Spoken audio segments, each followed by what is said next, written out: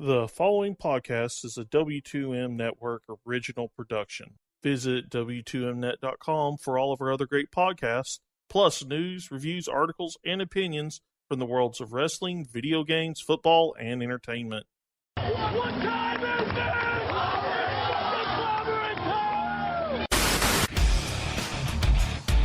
I started to question myself if I was watching Lucha Underground and I had accidentally flipped over to Cinemax. Not a whole lot of faces shown as far when it comes to Brenda, so yeah, you're spot on there, buddy.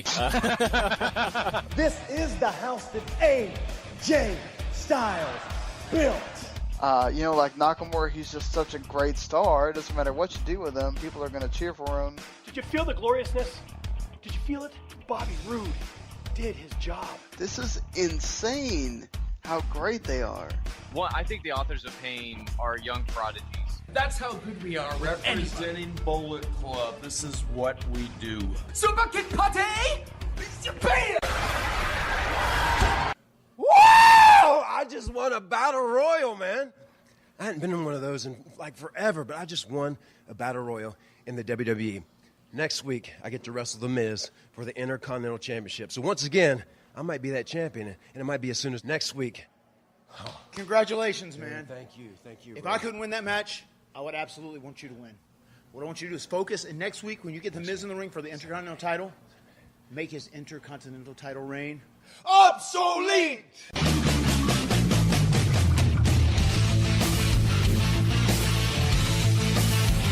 Ladies and gentlemen, wrestling to the max.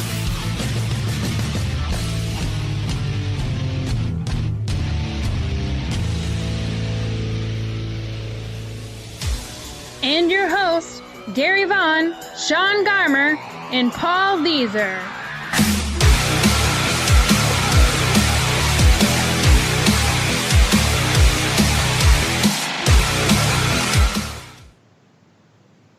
Ladies and gentlemen, welcome to Wrestling to the Max, episode 262, part 1. And of course, we are brought to you by W2Mnet.com. That's right, the place you go find all your great wrestling content, plus a lot more. And I also want to give a special shout out to 411mania.com, as well as lastwordonsports.com. Thank you to them for supporting us. Also, hey, make sure you go subscribe, rate, and review over there at Wrestling to the Max. Or if you want to, go to the W2M Network and subscribe there and get all the great content that we have to offer, plus a lot more. Hey, of course, once again, don't forget we're on YouTube and every other platform like Apple Podcasts. So just to give you guys a heads up on everything that you can go do, there you go. Of course, I am your host, Gary Vaughan. Along with me is Mr. Sean Garmer. Hello, everybody. And Mr. Paul Leazar. Heyo. And boy, we have a interesting show today. That's right. We have to talk about some injuries going on in the world of wrestling. Plus, we're going to be getting to some controversy, some heated stuff going on. Man, there's so much interesting stuff. Plus, a Ric Flair update that you're not going to miss out on, as well as we're talking Ring of Honor on this show. So we've got some cool stuff to get into. But, really, honestly, before we jump into all that stuff, guys, I want to stop. And we did this on the Raw review, but I want to make sure we do it here on this show and really give our thoughts, wishes, and prayers out to those people out there in South Texas. There's a lot of people that are hurting tonight because of all their homes and businesses and everything being destroyed. People are being basically displaced because of the storm. Even if their houses really aren't destroyed, they're asked to leave just for precautionary reasons, and so much going on. But this is a huge deal. This is not only taking place in the Fort Aransas area, this is also taking place in the Houston area, all around that South Texas area. It is just destruction and really a lot of sadness going on today. So we want to give all our thoughts, wishes, and prayers to those folks. And I know this touches close to home. I personally have a lot of family in that area, and I even have a sister-in-law who's pregnant, who doesn't know if she has a house right now and could be due any day. May be looking for a new midwife. Yeah, that's how close to home this is. And there's a lot of other people I could sit here and basically spend the entire show talking about, but I won't. But, Paul, you alluded to the fact that you've got people here that you personally are tied to dealing with this. Yeah, my grandmother, I got aunts and uncles down there, I got cousins down there. I know for sure a friend of mine stayed down there with her business with her dad, and that place is lots of flooding damage there. I think they actually made the news, at least on Facebook, for WFAA Channel 8 around our neck of the woods, Gary. Just showing off how flooded the house, like half the first story is flooded and untold damage to the business. It's nuts. It's at least they're safe, but people are losing a whole lot down there. It's a very, very serious situation, and it hit an area that just isn't prepared for this kind of stuff, you know? Mm-hmm. Yeah, it's just really, really sad, and I don't think that they expected it to go this far. I think they expected a lot of stuff on the coast, but it just really has halted and stayed over the Houston area and just continually pounding the South Texas with rain and all that. I mean, Sean, you're from the DFW area, so you're up here in the north, but now you live in Miami, and I'm sure you still have family around here. I didn't know if you've been hearing anything, if you'd been affected at all yourself. Well, I have some friends. The only family I have is my stepbrothers and sisters. Their mom lives in Houston, so she's been affected by this, and they were kind of telling me what she's been going through. But other than having some friends that I know online-wise that are being affected, I don't have anybody in the sort of immediate or known family that lives there, thankfully. But, we have to deal with this here in Miami all the time with hurricanes possibly hitting and all that stuff. And so, we're kind of built to deal with this sort of thing. It's never a pleasant deal when these things hit. But, like Paul alluded to, Houston is a very flat city. And there, what do you do with all this water? And then it's not even just the hurricane itself; it's the after rain and everything else that's just continued to keep going over there, which has made things even worse. And I just finished doing the football podcast. We had to talk about the Houston, Texas team, their whole family, all their families being affected by that, and all the good people. The good thing that has resulted from this is all these people that have money are certainly shelling it out to help, and that's always good to see. That people that are more fortunate than we are able to raise money to help those that are affected, and I always like when people can come together and help out in that way. Mm-hmm. Oh, for sure. And that's why, we want to encourage everyone listening tonight. If you have any funds at all, any extra money that maybe you have $20, maybe you have $150, maybe you have $1,000, I don't know. If you have any to spare, please donate to the Red Cross, donate to the United Way going to Houston. Just do your best to help these people because, man, they are really dealing with a lot. Like, I alluded to it and Paul did too. We have a lot of close family and friends that are dealing with this. And luckily I've heard a lot more, positive things coming out of my family situation and a lot less negative. So I am thrilled about that, but I know there's a lot more people out there not in my same shoes. So please, if you have the extra funds, please donate. That'll definitely help someone out there. The one great thing about this, and just out of a lot of sadness, a lot of terrible things, is you're getting a chance to see people working together, helping each other. Doesn't care. No one really cares about, what color your skin is, what gender you are. All they know is you're a human being. And that's what's great about this. I'm really loving watching this, people helping each other, taking care of each other, the young and the old, and not even caring about all these other stuff that we have to listen to every day for the most part forever now. And this is the good thing out of a terrible situation. So we are human, and it's showing out today, and we are all helping each other. So do your part if you can. We appreciate that. We want to give that little public service announcement really quickly. But yeah, Hurricane Harvey has been a disaster. But I'm kind of curious what you guys thought about one of the biggest news stories of the weekend which was, of course, McGregor and, of course, Mayweather. That was a big fight. I don't know if either of you guys actually watched it. I caught the re-airing. I didn't pay for the fight. I just wasn't into it as much. But did you guys catch it, watch it? What'd you think? I ended up watching it live. So after we figured out the different streaming problems, because the UFC app was just garbage, we ended up getting there. I thought it was a very fun fight, right? I mean, McGregor stood maybe a snail's chance, and I thought he did very well. He just gassed, and Floyd took advantage, and honestly, I really enjoyed myself. It was a very fun fight. Did you catch it, Sean? I like I said, I rewatched after they aired it. I just, I thought it was good too. I mean, no biggie to me though, because I kind of had in my thought process Mayweather was going to win. Mm. Yeah, I mean, Conor did well for himself. For everybody thinking that Mayweather was just going to go in there and obliterate him. But Mayweather was smart too, knowing that McGregor would eventually get gassed and he could just take advantage. And hey, that's what smart boxers do, right? I think I didn't watch it. I watched the Game of Thrones finale instead, and also had to do the soccer podcast that night as well. So I just I found out who won, and then I was like, all right, cool. Glad that it was enjoyable and not one of those things that ends in like 10 seconds. And yeah. Didn't wind up being a ripoff, so that's good for the people that did pay for it. 3 million people, I think, watched it via some kind of illegal stream. So there's that too.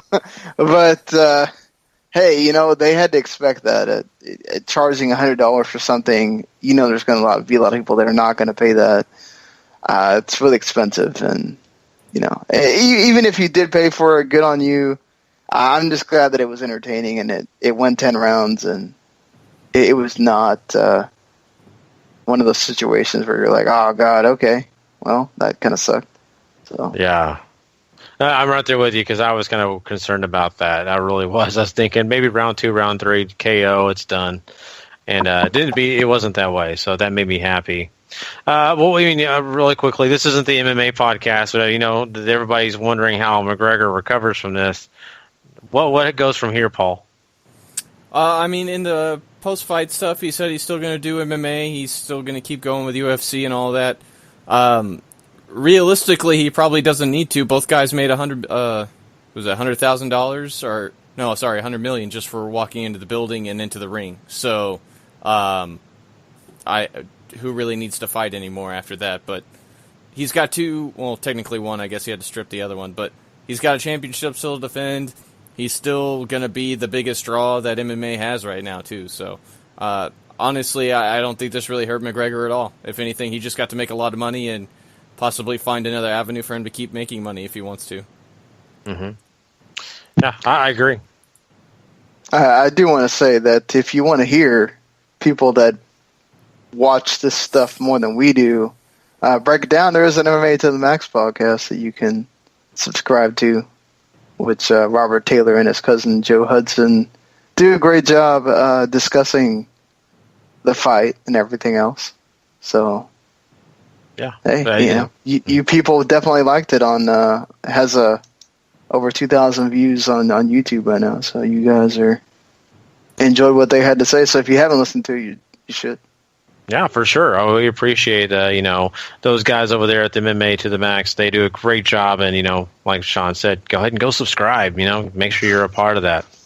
But yeah, that's pretty much, really quick news I wanted to throw out there. I'm glad for both those guys. They both walked away with a whole lot of money, and McGregor, can say honestly, hey, I was in his world. Come to my world, Mayweather. We'll see what happens.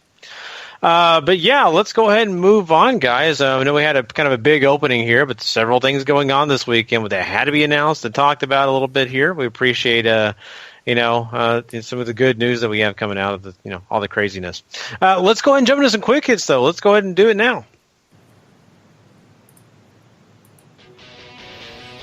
It's time for wrestling news. Quick hits. Take it away, Gary. All right, guys. Well, let's start out by talking about something that's been on my mind, and that is where the heck is the power of love on WB television? Well, Mike Kanellis and Maria Kanellis have not been on television for one simple reason.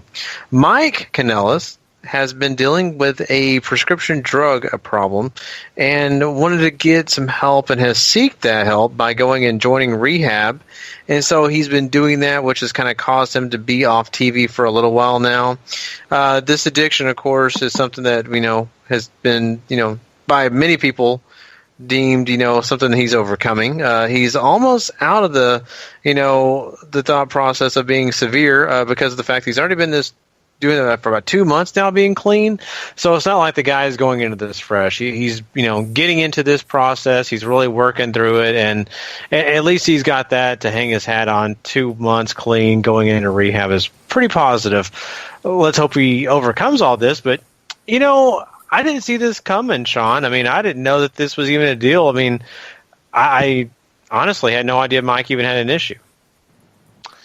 Yeah, I mean, and that's kind of how these things go.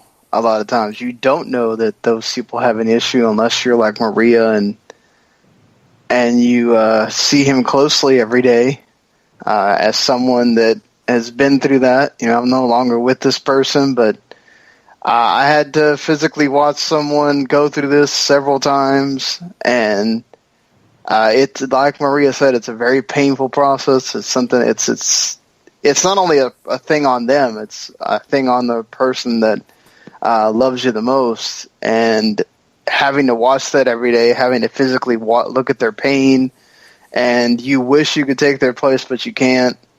And luckily for him, he probably had some help in that he wasn't doing it just cold turkey or nothing, because that's the worst. But look, the positive thing is that he's getting there. Every day is a struggle, and you're never totally sober. I mean, you got to fight through that every day, but hopefully he can get well enough to where he can go back to wrestling without having to take the pain pills or whatever else, because that's a big deal.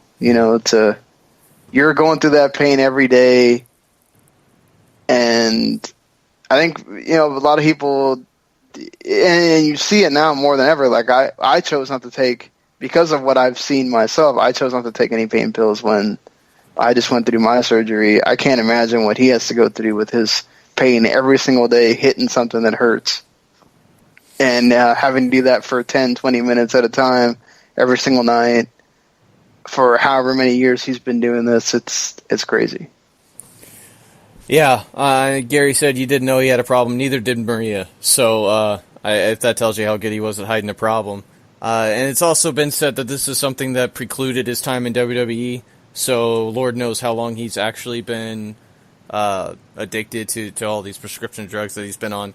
I've been kind of the same way. Whenever I had surgery on my face, they prescribed me some codeine that I basically refused to take. One, because I wasn't in that much pain, but two, just addiction is a very real thing. It's something I'm always wary of, and if I don't have to do it, I'm not gonna. It's basically how it comes to that sort of stuff. But this is great for Mike. 2 months clean is great, and you just got, like Sean said, you got to take it one day at a time. So best wishes to him, and hope he gets well soon. Yeah, I wonder if Kurt Angle had anything, if he talked to him at all, considering he went through such a battle with that, or to finally go get help. Of course, it helps. WWE is always willing to help. You can say what you want about them as a company and other matters, but it's always great that they've been, for a long time now, been willing to help people in this way to make sure that they're clean and rehabbing and all that. Yep. Mm-hmm. Oh, for sure. Even people that don't even work for the company anymore, work for other places, they're still willing to help them, and that's super positive, and that's really awesome.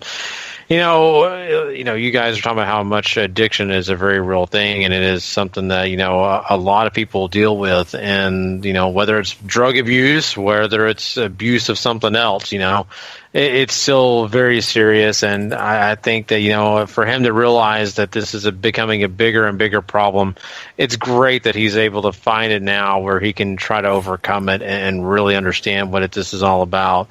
If you guys, one movie I would recommend maybe for people to watch is the North Dallas 40. It's a movie that came out in the 70s about a football player.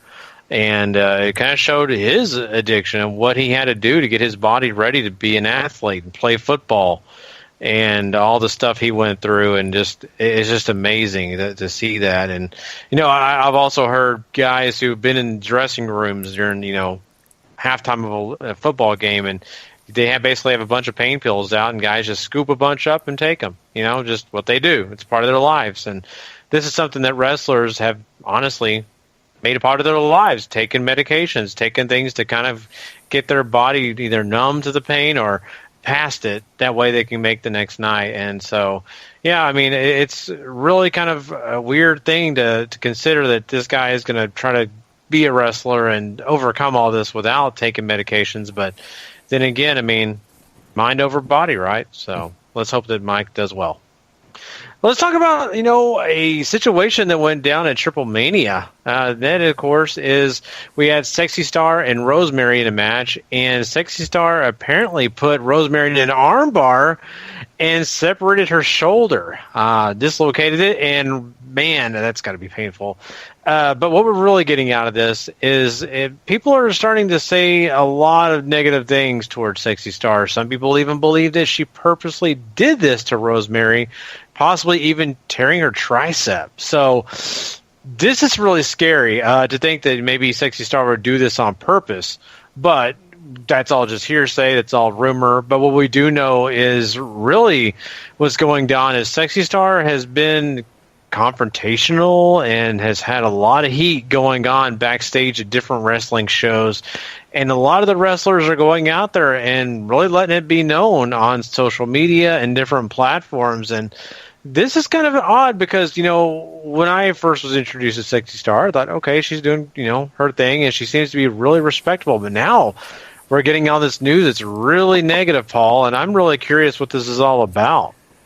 A lot of people seem to think this was all done on purpose, so much so that Vampiro made Sexy apologize to Rosemary after the match backstage. Apparently, Sexy lies to her, according to Rosemary, and said that she thought it was a work and all this other stuff, and she very quickly was forced out of the building afterwards. She's had Lady Shania, who was also in the four-way match at Triplemania. Apparently, they were close to actually coming to very real blows inside the ring and outside of it backstage. This is a very large situation. There's so many people out there, wrestlers and people within the business, that want her to be blackballed. They don't want her around anymore because basically wrestling revolves around trust, and if you can't be trusted to take care of the person you're in the ring with, you should not be here and you're not one of them. Which is mostly people's point on Twitter whenever they're doing all these conversations. So this is a very, very serious situation, and especially for somebody who once looked like she might be one of the most talented women of all time, has this whole cachet attached to her. And it really, I feel like this happened since maybe her boxing career didn't pan out and she came back to wrestling. That's sort of, I guess, where all this is coming from. Like, maybe she really wanted boxing to work out, and it didn't, and she's back here, and she doesn't want to be, and it's just coming out in very volatile ways. I don't know, but this certainly does paint Sexy in a very different light. It's going to make it hard to watch Lucha Underground and try to cheer for her. Yeah, I agree. What do you think, Sean? I mean, this is something that's, really interesting because, I mean, we have been rooting for a long time. As someone, Lucha Underground is one of the, I guess you'd call it, the biggest baby faces they have. And now all this makes you just really, just kind of feel dirty. I really didn't, I really haven't been that big of a fan of her for a while. So, she decided to leave wrestling to go do boxing for some dumb reason. And she comes back to wrestling and she hasn't, this is just a, long line of stuff that she's been doing a lot of going into business for herself, keeping the Reina's title, doing all this stuff. I just, this just seems really just really dumb and just goes against the code of wrestling, honestly. As a wrestler, you're taught to always take care of the other person. You're putting their life in your hands every time you're going out there making sure to, protect each other. And when you break that code, it's just, you can't think of that person the same way because you're working with them. And you're working with them in a different way than, in any other sport you're going out there to beat the other person. Right? And you don't really care about whether, as a human, you don't want to see them get, seriously injured to where they can't play again. But at the end of the day, like if somebody breaks their leg or whatever, as long as it's not like totally your fault, you wake up the next day and you're all right. But when you are maliciously going out there and hurting someone, and you're part of this elaborate play for an audience, and you know how this is supposed to go down, and you decide to take another way for whatever selfish reason you have, that's just, it's awful. It's, all that's being said about her right now, she totally deserves. Because from everything that it looks like, it's, it's what everybody says it is. And unless she can somehow, and it doesn't seem like that's going to happen, prove that it was anything but that. I don't know that blackball is a strong word because we've seen people do worse than she did and not be blackballed. But, for a while, she's probably going to feel the pain of not being able to work. Don't know how that's going to affect things for AAA because they really like her. They use her a lot. Don't know if that's going to be a short thing where they don't use her and they eventually bring her back. But how does this affect her in the United States? How long will that be an issue? Because she's already, Cody Rhodes already said whatever locker room he's in, she's not going to be in it. Yeah, and he's in quite a few of them. She's also lost the booking that she had for WrestleCade as well this year, which one of those big wrestling 2-day events up in the Northeast somewhere. Mm-hmm. I mean, we could be looking at the end of Sexy Star in wrestling. I mean, if this continues on, and if people don't forgive her, I just don't know how she could hang on. And, really, let's be honest, when you don't have your peers' respect and people are unwilling to work shows that you're on, it's really setting a bad precedent for you. And, I don't think anybody's really going to touch her and really try to find, that opportunity to even think about signing her to a couple of dates, I don't really, usually in the situations you say, I feel bad for the person, but I don't. Mm-hmm. And especially when you're actually physically going out there and injuring someone on purpose, what she did to Rosemary, that's going to take time off Rosemary's career. And not only that, it takes money out of her pocket. That's a huge deal, and it's a huge problem, and you can't do that. And this whole business, wrestling is about trusting who you're in the ring with. That's all it's about. Like, you could choose between ending someone's career. Heck, you could even have someone die if you're in this match where, you have to do certain things that are very risky. So you've got the other guys and gals' hands in your lives, and, to take advantage of that, it's just a disgusting thing. It really, really is. And, yeah, sure, this stuff happened back in the day, back in the 70s and 60s and maybe even before.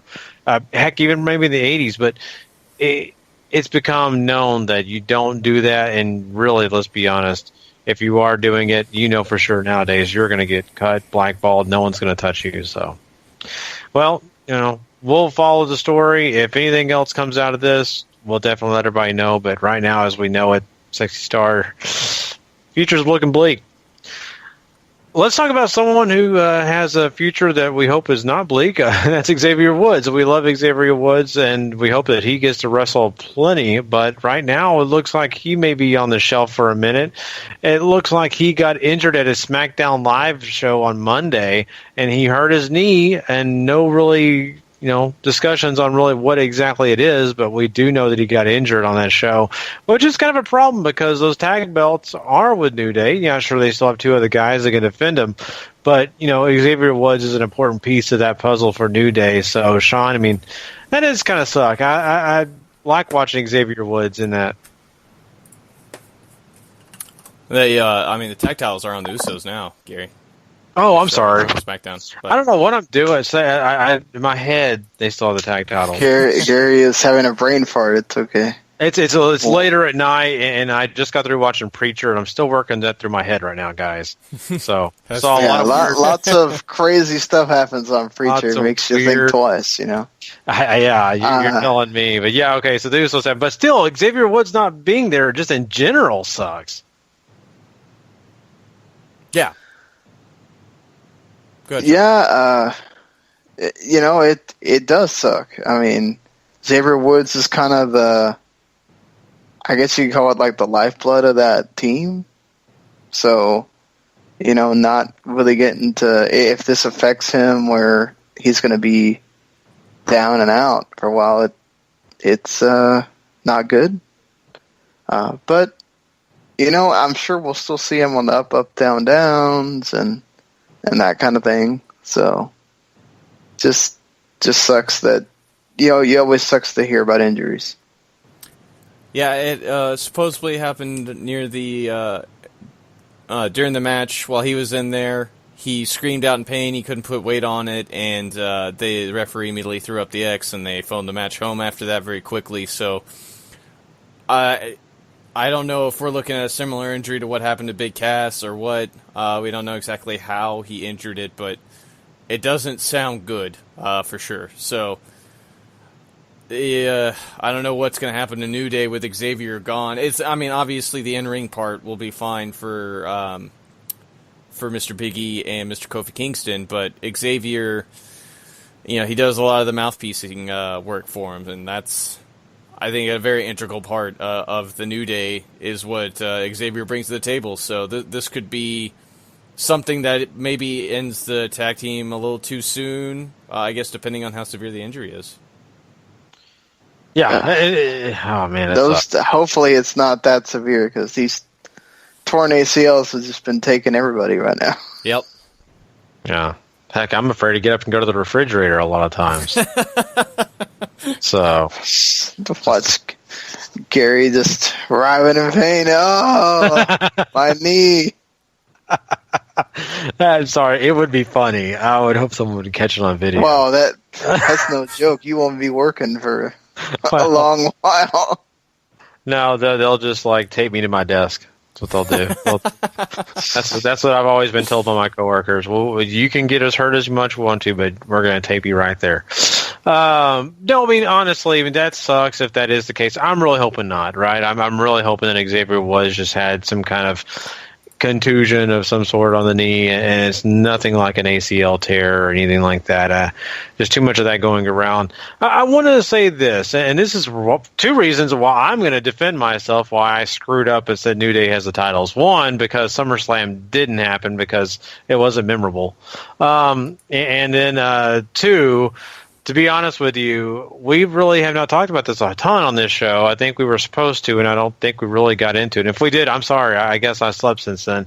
But the New Day apparently is supposed to be the biggest tag team in WB history. And that's what WB's been kind of talking about backstage is they want the New Day to be the team that has the most tag team championship reigns of any tag team champion. That means they beat Edge and Christian. That means they beat the Hardy Boys at the most tag team title reigns. And that is something that's been kind of sticking in my mind with those guys. I keep thinking about it. I've been thinking about the process and how they could do this and how they can make it make sense and all that it entails. But now with Xavier Woods, that's definitely putting a wrench in the plans. Mm-hmm. I absolutely agree with you on that. Like I said, I think Xavier brings a whole lot to the whole gimmick and everything like that. And as great as Big E and Kofi are, I don't know, if you lose a third of that, how big of an effect is that going to take on just the entire performance that they bring to the table every time they come out there as a trio? So they'll probably be all right. I imagine Big E and Kofi are very talented. Well, we saw what happened when Kofi got hurt. Mm-hmm.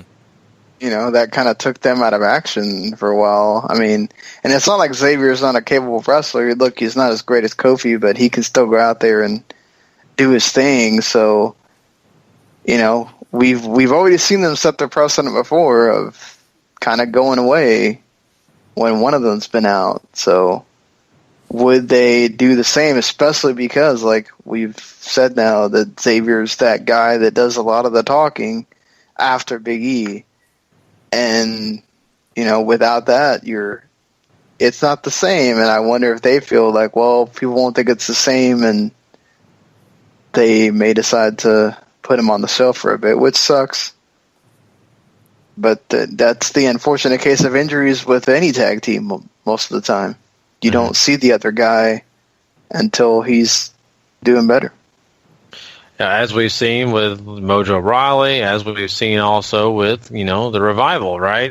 They've all taken hits because a tag team partner gets injured, and, well, sorry, it's just no TV for you, and that's just a bummer. The New Day is one of the biggest features over there on SmackDown. People love to watch the New Day, and taking them off TV would be a big problem, I think, because of the fact that tag teams already are so lacking in quality and quantity.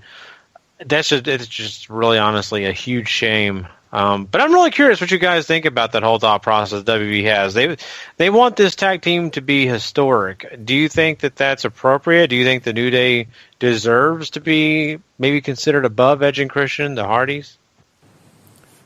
That's a tough call, right? We have a lot of time to look back on what Edge and Christian and the Hardys and the Dudleys and all those guys really did together. You could certainly argue that the tag team division is nearly as strong as it was in the early 2000s and the late 90s, but they are a hot act. They're one of the hottest acts that WWE's had in a while, and it's hard to say they're wrong in that line of thinking. I don't know if they'll get to that point, but I can't say no, but I can't, say yes either. Yeah. Well, I see it, What do you think, Sean? I feel like you have to put them in that echelon, right? For what? Look, maybe they don't have that everlasting impact right now because they're still young in that environment of being a team and being a stable and everything else. But, we got to consider that W's making a lot of money right now. Mm-hmm. Not just in, maybe not to the heights of the Attitude Era as far as, the live gate goes and all that stuff. But, in another way, they are making just as much. And New Day is a big driver of that. As far as, merchandise goes and the Bootios, they're a hot item with the toys and the pop things and all that. So then you put them out there and they're still, as long as they've been around, still one of the hottest things that WWE has. And tag teams, that just doesn't happen anymore. They're a once in a, since the Hardys and Dudleys and all that, of a tag team that has lasted, a stable that's lasted, and been able to go out there. Yeah, they had their time where they were overexposed and they were sort of starting to get on people's nerves and whatever, but they've been able to kind of come through that, and I think WWE has every right to feel that they're not just today, but in that lexicon of tag teams that they deserve to be there. Yeah. You make a good point. You really do. And, it's just so hard to kind of think about it because of the fact that, we've really just relied on those same names over and over again for so long that adding this new one in there. Not to mention the dominant reigns, too. Mm-hmm. Oh, yeah. Or the dominant reign. Or they had two of them, two separate ones, where they were, tag team champions for a long while. Yeah, you can argue that. Did they have great competition through all that the entire time? No, but I bet if you went through some of the longer reigns, did they also have that? Probably not. And if they did, that's great, but not everybody does. There's sometimes where you just have a long reign because they want you to have a long reign. Yeah, that's very true. I think that, this is all interesting and really, could shake out that really in history they have the opportunity to really prove that point. Besides just us talking about it, they could do a lot more bigger things and grander things. They still have time, like you guys said. They're still young. We're not talking about guys that are getting close to 40. No, they're still young. So that's the positive thing here, and they've got a long career ahead of all three of them. So that's what the positive thing is. I mean, I think Kofi Kingston, the oldest one, but I think he's got a lot of wrestling still left in him. So really, really happy to see that, and I think the New Day will do that. And of course, when they go on and face other bigger matchups like the tag champs, Demolition, they will get a chance to have a good time. So. That's right. Demolition's no longer around, are they? They're not the tag champs. It's the Usos. Yeah, sorry. Bad joke that no one got. No, you guys didn't correct me on that one. Gosh darn it. Anyway, oh man, Sean, this is bad. Bad jokes. We thought maybe we ran the correction number too high already. Too high, yeah. See, this is when I need to get off prescription drugs. But anyway. Wow. Oh, boy. We're learning new things as the show goes on here. Amongst other addictions. That explains a lot of things, don't you? Yeah. Trust me, you haven't heard the first of it. Let's talk about Ric Flair. He's a guy that we've really paid attention to because of, his really close situation to maybe not being with us anymore. Let's talk about the fact that he's doing a lot better in the sense that he is up and walking with assistance, which is great news. That's excellent news from what we heard not long ago. And apparently, he's about to start rehab, physical, rehab, and that's really, really positive. This means that this guy is on the track to getting back to being healthy and getting back in the mode of possibly getting out of the hospital, which is all great news compared to what we were talking about just 2 weeks ago. So, Paul, I'm ecstatic that this guy is getting better and he's not stuck in the hospital bedridden. Yes, this is terrific news, especially for somebody even 1 week ago where we were still concerned that he might not be with us much longer. And everything's turned around for him, which is great. Up and walking is great. He's supposed to do physical therapy soon. All great news, and the world's not done with the Nature Boy by a long shot. With how many people have been dying recently that are in the limelight of fame, Ric Flair does not need to be on the end of that list this year. Maybe never, but we can't get greedy. Yeah, I'm right there with you, man. It'd be a very, very sad day when that happens, and I don't want that to happen anytime soon. Like I said before, the one thing we can never truly defeat is Father Time. That day will come for all of us, but hopefully, for Ric Flair, still many years to come. I want him wooing at 95 on his bed, woo, woo. He can barely do it, but he's still going out there and just, Oh man, I can just imagine him on a gurney, then pushing him out there. Whoa! I imagine he would still find a way to strut if he ever found himself in a wheelchair too. Yeah. So. Oh my God, this would be hilarious. I am sorry, it'd be amazing. Yeah, but Ric Flair, continue to get better, please. We're ecstatic that you are this far. Just continue that process. One last thing we're going to jump into here, guys, is Eddie Edwards and something that he accomplished this past weekend. He, of course, did something great in Noah, and that has become the Global Honor Champion. That's right, and he did so. Global Honor Crown Heavyweight Champion, excuse me. And this is a big deal. He is the first outsider to actually earn this. And, this is a guy that we may actually see defend this on the Global Force Wrestling television. So, Impact, watch out. Sean, this is kind of good, especially for Eddie Edwards. This is really positive. Yeah, see, he lost that TNA championship and decided he wanted to win something a lot more prestigious. So, go him.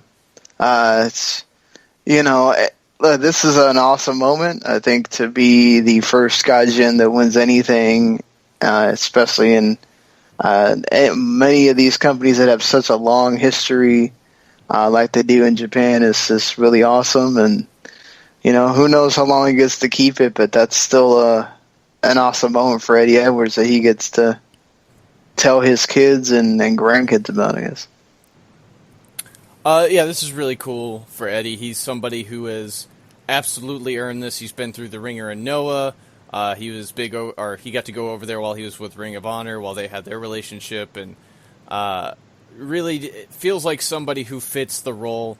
The guy who he beat, Katsuhiko Nakajima, I'm a super huge fan of. I still need to watch this match, but absolutely congratulations to Eddie Edwards, and it'll be real interesting to see him walk around with it on GFW TV, see how they treat this. This is supposed to be what Global Force Wrestling is supposed to be about, having guys from all over the world with a bunch of different titles showing up and going at it and seeing, I guess, who's the best. But I'm excited for Eddie, and his first challenge is going to be Marufuji as well, so that match should be phenomenal when that takes place.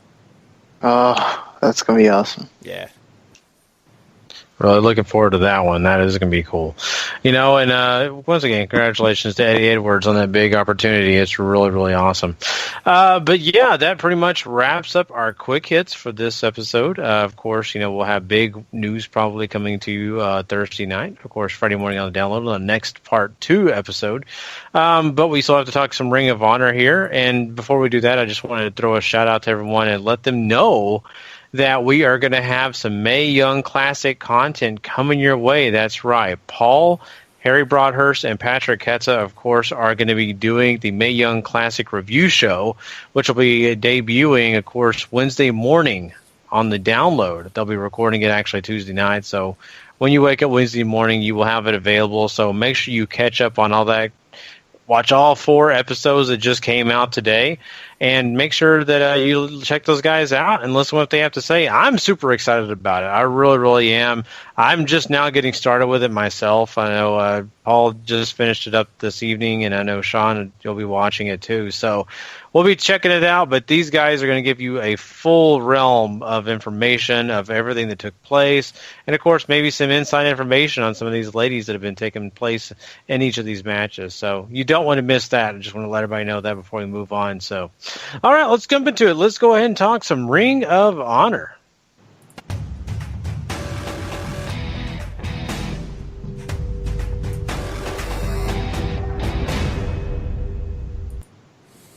All right, Ring of Honor opens up this week with some tag team competition as Jay White teams up with Jonathan Gresham to take on War Machine. And holy cow, Gary, did these guys come out here with some bad intentions to put on a great show for everybody. I really felt like all 4 guys got a chance to look awesome. War Machine particularly always looks great in these opportunities where they get to really show off how just monstrously powerful they are. And White and Gresham got to do their thing as well. Obviously, White's really been, I think, on the upswing since that match with Will Ospreay. And I think that was on full display here. And Gresham really got to show you what makes him so great. It's not only just submission holds, it's just how quick this guy is. And unfortunately, it wasn't enough for those two. They eat the big pop-up power slam from War Machine that has now been dubbed Thor's Hammer, which somebody should tell him is just called Mjolnir. But maybe that's copyrighted with Marvel going around. Who knows? But yeah. War Machine does get the victory here. I loved this match, though. I thought it was great, especially down the stretch. These guys were just hitting all sorts of great stuff. I don't know how you couldn't love this match. Mm-hmm. It was just a blast to watch, and it was almost like you took a peek into watching a live indie show somewhere, and they were just letting themselves get loose and just do whatever they felt was appropriate for the match. I didn't feel like they were regulated at all. I felt like that they gave everything that they had to give in it, and really, which was kind of a funny thing, being the fact that this is open to show. Mm-hmm. But, I mean, you got to look at who's in the ring, right? I mean, Gresham and White, Mike, just alone, those guys are amazing. And then War Machine, you already know, with the skins on the wall that those guys have, they are ready to rock. And, boy, did they really give it to us. I'm really, really happy with this. I thought they really gave us a fair chance to think that Gresham and White could win this match, and they really showcased their abilities, and I'm really, really happy with it. But War Machine, you're still dominant. You're looking great. Really happy with it. And of course, afterwards, Punishment Martinez attacks Jay White and ends up dispatching Gresham to keep all that feud stuff going there. And then we get to cut backstage to Caprice Coleman, who is trying to prepare for his new talk segment, Coleman's Pulpit, but the production team has failed him. They have not gotten all the stuff he requested for his set, and sort of runs down Ring of Honor for being mismanaged and all this other stuff. So Caprice seems to be keeping the spirit of the rebellion alive, if you ask me. Not a whole lot has changed for him. Yeah, and he even mentions rebellion in that promo, and I think that's good. I mean, yes, sure, the rebellion had to break up because of that stipulation, but at the same point, to me, it feels something that's needing to be around. I mean, maybe they change the name of it, maybe they do something else, but they do need to still have a rebellion of some sort. And I really love the idea of playing off the preacher thing with this guy who actually is a preacher in Caprice Coleman. So that's something that's really, really positive to me. I think that they can do a lot of things with it. They can add people in to be his ushers, to be his right-hand men, to do whatever they want to call whatever they want to do. So I actually think it's a really smart thing. I'm really looking forward to it when they do, what is it, Caprice's Pulpit, or is it, I forget what they call it. Coleman's Pulpit. Coleman's Pulpit, thank you. So, I mean, it's going to be fun. I'm looking forward to it. I like some of the knocks at Ring of Honor for not being ready, but when they actually do get that set together, I'm going to sit there and question how much money they spent on it. Maybe they were delaying. Who knows? Maybe so. I kind of like he gave them a week, so we'll see what happens next week for these guys. But there's a part of me that kind of hopes like the walls fall apart on him during the interview or something like that, and he just starts going nuts. I hope the stained glass just starts falling out of the panes. Yeah. He's like, what? Oh my goodness! It's going to be great. Yeah, I agree. We get a highlight from last week where Jay Briscoe was taken out by the Kingdom, which has put him out of action and has changed next week's main event. Mark Briscoe and Bully Ray will now just team up as a tag team to take on Adam Page and Cody Rhodes. And then we get to this next match of Shane Taylor taking on Josh the Goods Woods. You have QT Marshall on commentary here. And throughout the match, he's really pulling for Shane to work Josh over, to beat him up, and to quote-unquote do his job. Shane takes this advice to heart as the match goes on and comes down to the end. He goes outside, he grabs a chair from underneath the ring and goes to use it, but the referee stops him, which allows Josh to roll him up, so you get to protect Shane that way. And then after the match, Shane puts a big beat down on Josh. QT Marshall comes down and eggs him on further and keeps going until QT is satisfied, and then he hands Shane an envelope full of cash. So maybe it looks like Shane Taylor might be taking up some hitman duties. Be careful, Shane. You don't want to become Brodus Clay. Yeah. But no, this is interesting. I think it kind of keeps Shane Taylor around and really gives him something to do besides just being a big bad mother, and that's funny because I just like watching him be dominant, to be honest with you. I think it's it's completely fine to me just to have him go out there and kick the crap out of everyone that walks in front of him. But in a sense, it's good to have a little extra something to the story. Anytime you're basically paying a guy to be the enforcer, it can bring around storylines that he couldn't have got on his own. Places that he couldn't be, or it just things don't line up the right way. So I don't think it's a bad idea. I'm not knocking it. I'm just kind of surprised that we get this so quick. I thought Shane Taylor was going to kind of have a little bit of a journey by himself without anything else, but apparently not. So it is what it is. I'm okay with it. And I'm really kind of curious with this whole, Woods situation as well, where he's going to come from on this. Is he going to be the one trying to get retribution, or is he just one of the stepping stones? This was a really interesting match whenever they brought both guys out because, for one, they had a great brawl, and I underscored the match here in lieu of all the extracurriculars, but the content of the match I thought was good. This is maybe one of the better matches I think Woods has had in Ring of Honor since they brought him in for the Top Prospect tournament. And, I don't know. I was real curious how they're going to protect this because they have plans for Woods, obviously, and I think they have plans for Taylor, too, and they want to keep him strong, just seemingly from everything they've done leading up to this match. And this is his first one, I believe, since the Rebellion is split. So I was expecting something like this to happen. I wasn't expecting the whole Enforcer thing, but I was waiting for something that protects both guys, and they accomplished that here.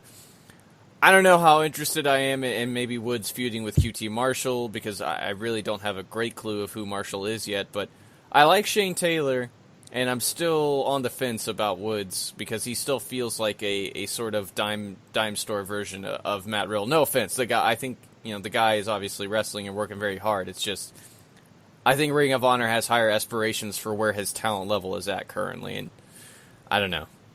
No, I'm with you on that point because he is a little bit more greener. Mm-hmm. And you can definitely tell it in his style. And I think, Woods is just that. He is a top prospect. He's a guy that came in and earned his opportunity, but in that opportunity, he's got to learn and get more experience under his belt. And I don't know what exactly they have in store for him and what maybe they want to do with him, but they're going to have to be patient. And Ring of Honor fans are not going to let him get away with just having him be subpar and bring in matches that aren't really all that grand. They're going to expect big things, so it's in their best interest to get this guy polished up, to give him experience in front of the crowd, give him experience in the ring as much as they can, but also ease it along a bit. Don't expect too much out of Josh Woods because he's good, but he's not great, and you don't want to push people into something that's not going to happen. Right, exactly.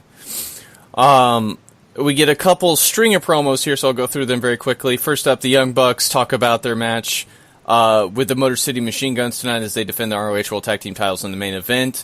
I think this was usual Young Bucks stuff. They tell the Motor City Machine Guns it's not 2009 anymore. The roles have changed. Tonight it's time for Super Kick Party, all that great stuff. And then we get to find out that Cody's open challenge for the Ring of Honor World title, has been answered by none other than Minoru Suzuki. And they show a video package hyping up Suzuki and basically how big of a sadist he is. And Cody has a big freak out backstage. So this match will take place at Death Before Dishonor out in Las Vegas. And then we get to see Kenny King talk about his experience on reality TV and what it sort of taught him about himself. And he wants to come into Ring of Honor now and live up to his true potential. And he had this crystallizing moment against Kushida that sort of told him that he was doing the right thing, that he knew who he wanted to be in that moment. And also at Death Before Dishonor for the TV title, they will have their rematch since their last match got interrupted by the Bullet Club. And I thought the Kenny King stuff was good. I think they're doing a pretty solid job of trying to get fans behind him and make him feel sympathetic. And I'm interested in how Cody and Suzuki's going to work out, too. Yeah, that's going to be really interesting. I'm really kind of excited about that. I think that, what we've seen out of Cody Rhodes has been just one of those spectacular events because of the fact that he has been all around, done different promotions. We've seen him in huge matches, and to come and see to do this one, it's just going to be a lot of fun because we have expectations going on with him, and the same with Suzuki.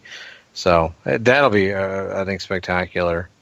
But, besides that, I will say that I think that, what they show here with Cody and him getting upset, it really puts Suzuki in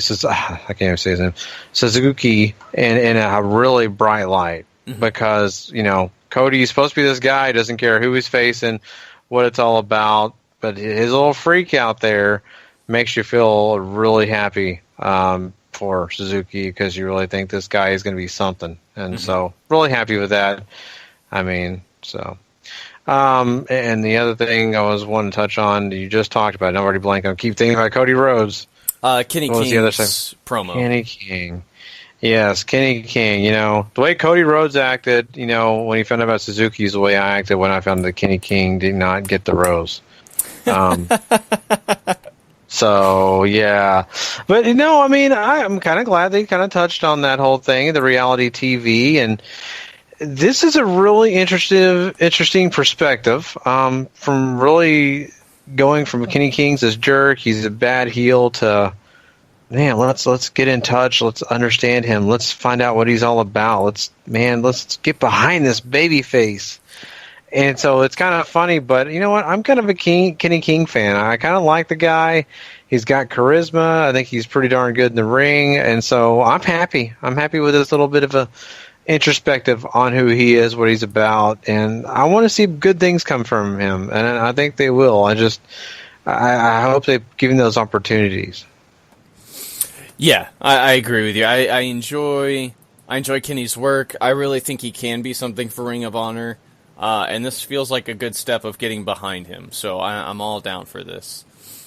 And that brings us to our main event. The Young Bucks defend the ROH World Tag Team titles against the Motor City Machine Guns. And if you've seen these guys any time since the feud with when the Young Bucks were known as Generation Me back in TNA, when these two teams were really just lighting it up against each other, to watching them now, it's like reading the same book over and over again and always finding something new to enjoy. And this is just one of their, 1,000 efforts that these guys have done against each other where it's effortless. It looks so easy. It's so smooth. These guys know what they're going to do, maybe 5 to 10 moves ahead of what they're actually doing right now. And the crowd is buying into everything. And naturally, it has to end some way wonky. And here comes the addiction. Kaz and Christopher Daniels attack both teams, living up to Kazarian's promise to ruin everything Ring of Honor holds dear. And really, I guess just to put a cherry on the whole thing, at the end, Kaz shoves over a fan at ringside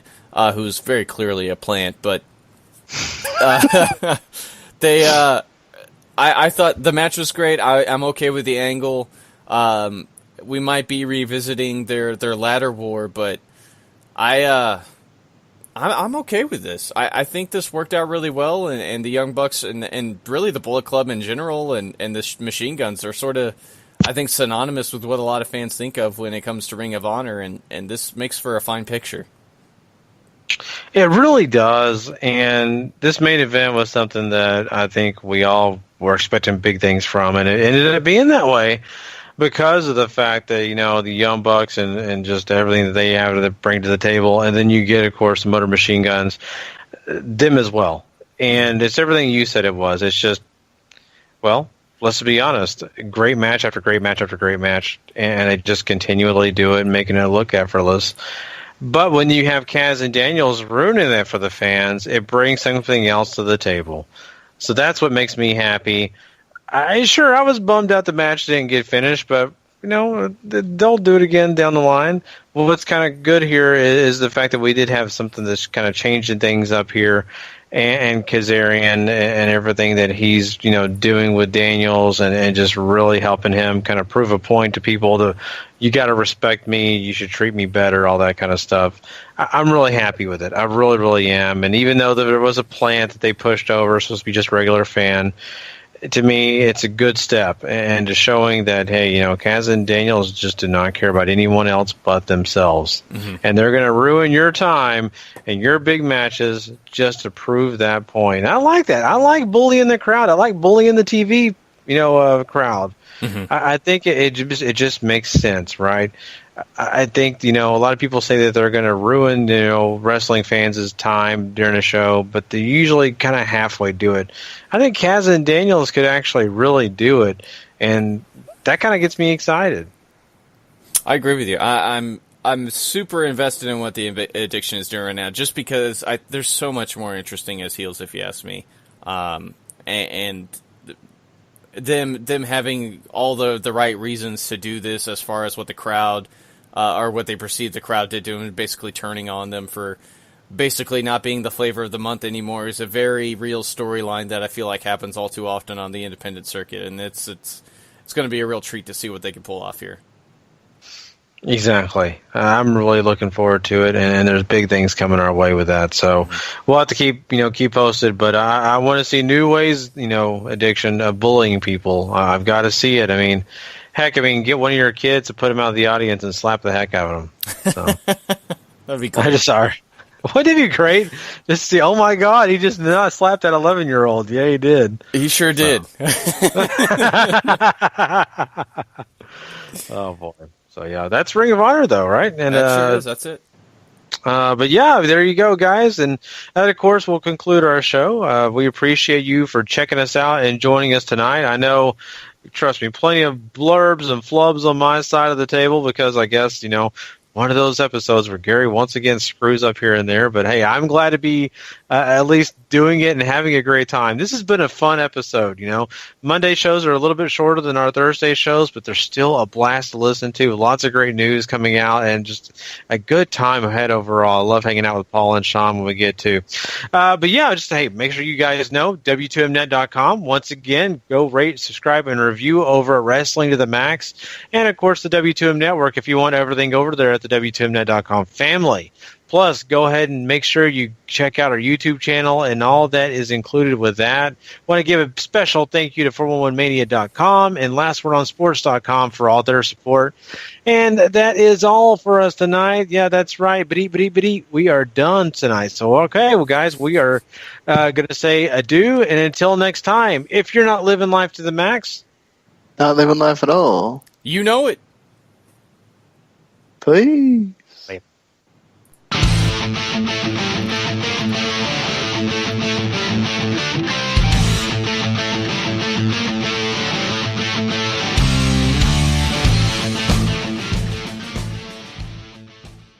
The following podcast is a W2M Network original production. Visit W2Mnet.com for all of our other great podcasts, plus news, reviews, articles, and opinions from the worlds of wrestling, video games, football, and entertainment.